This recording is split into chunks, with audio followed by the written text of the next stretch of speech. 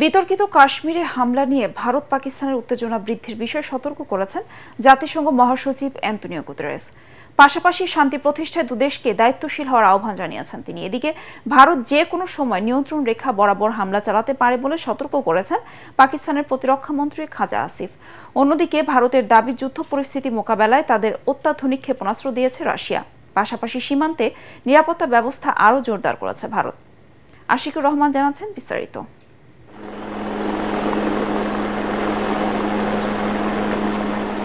পেহেলগামে হামলার পর থেকেই ভারত পাকিস্তানের সম্পর্ক দিন দিন তলানিতে গিয়ে ঠেকেছে।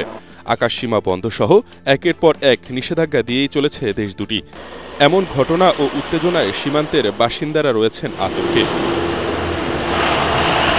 তবে বিতর্কিত এই হামলা নিয়ে ভারত পাকিস্তানকে সতর্ক করেছেন জাতিসংঘ মহাসচিব অ্যান্তোনিও গুতেরেস। পাশাপাশি শান্তি প্রতিষ্ঠায় দুই দেশকেই দায়িত্বশীল হওয়ার আহ্বান জানিয়েছেন তিনি। দুদেশের সম্পর্ক উত্তপ্ত পর্যায়ে পৌঁছেছে। আপনারা কোনো ভুল করবেন না। সামরিক সমাধান কোনো সমাধান হতে পারে না। দোষীদের অবশ্যই বিশ্বাসযোগ্য ও আইনি উপায়ে বিচারের আওতায় আনতে হবে।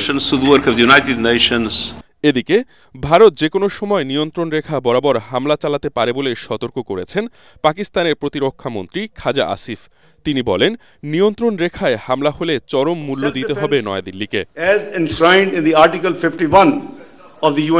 পাকিস্তানের প্রধানমন্ত্রী শাহবাজ শরীফ পেহেলগামের ঘটনা তদন্তে একটি আন্তর্জাতিক কমিশন গঠন করার আহ্বান জানিয়েছেন। অন্যদিকে ভারতের দাবি যুদ্ধ পরিস্থিতি মোকাবেলায় ভারতকে ব্রহ্মাস্ত্র নামের একটি অত্যাধুনিক ক্ষেপণাস্ত্র দিয়েছে রাশিয়া। এর সাহায্যে মাঝ আকাশেই ধ্বংস করা যাবে ড্রোন এবং যুদ্ধ বিমান। পাশাপাশি সীমান্তে নিরাপত্তা ব্যবস্থা আরও জোরদার করেছে দেশটি।